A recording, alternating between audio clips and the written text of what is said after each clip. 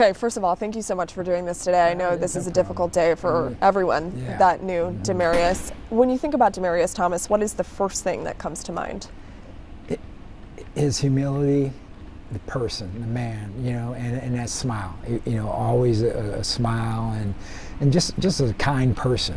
And that's rare when you have an athlete that he's the best one I've out of all the years I've coached. He was really the best, but yet there was a side of him that was just really great, because like when we went to bowl games, we get to the hotel, it's crazy. He always looked out for my family to make sure where I was, or I knew where they were. So that's what I always remember about him. I think in everyone that I've talked to today, they said that they trusted him with their family. They would give their kids over to Demaryius if need be. What was it like to watch him interact with your family as a college kid, and how mature he was at that point in time? It was great.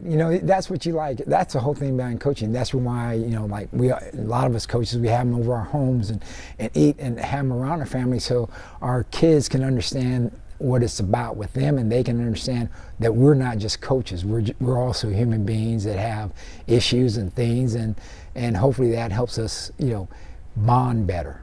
Demaryius was obviously electric on the football field. What do you remember the most during this time? The one I always tell people about is when we played Georgia his last year there, and he caught a quick little pass, and all of Georgia's defenders had the angle on him, and they would probably got him, and he took off. And he sizzled down that thing 60-something yards later. And I thought to myself, well, I won't be coaching him next year. Because if you didn't think he could run, he just showed you could run. And probably my other one was when he did the one against the Pittsburgh Steelers with Tebow, and people were calling me up. I go, yeah, I knew he could do that. You said that you knew he could do that. Was it pretty early on, whenever he first got to Georgia Tech, that you knew he was going to be something special? Well, really, it was when I first got to Georgia Tech, because I got there his second year. And, we got out there on the practice field, and right from that very moment, watching him catch the ball, because he always caught the ball away from his body, which you want a receiver to do.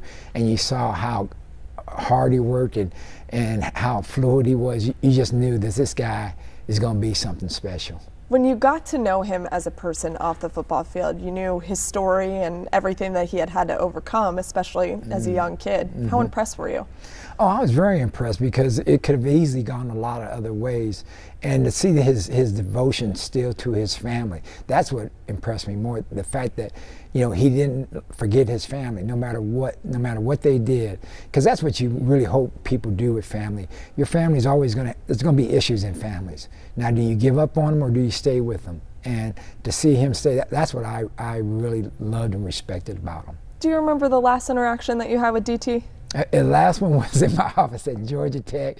He swings in there with that smile, hey, my man, and I always had a little candy jar full of Skittles, and he'd get his little skills and stuff. And he was just a quality person. You just don't run across people that are just, no matter what, they're quality, and they're just caring and loving and respectful.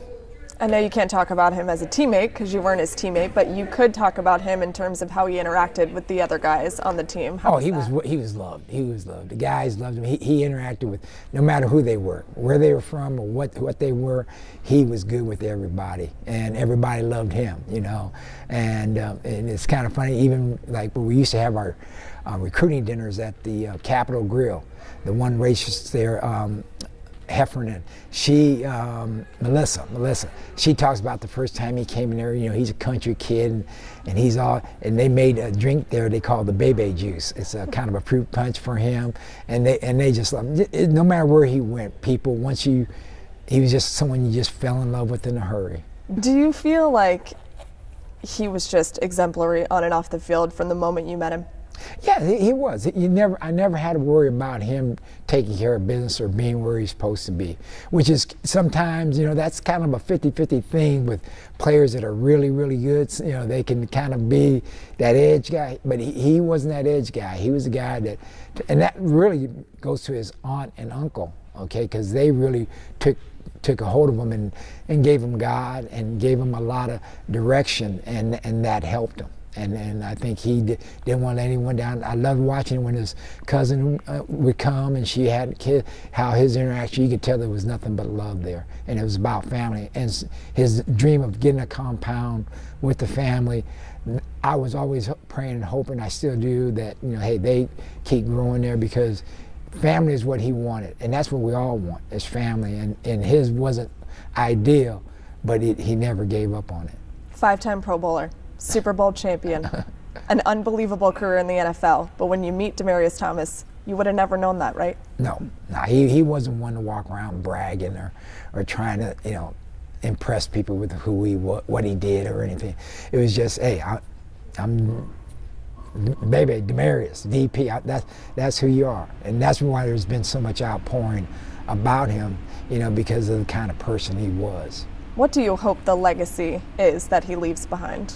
Oh, he's already left it. He's never going to be forgotten. I mean, a guy like that you don't forget, and because you smile when you think of him. It's like me thinking about my mom and dad. You know, they're gone, but there's moments where you smile because you remember those good moments and stuff. You said you remember his smile the most. Yes, I remember his smile. That smile is what gets me, and just him, just that spirit. You know, you get around people with good spirit, you feel it.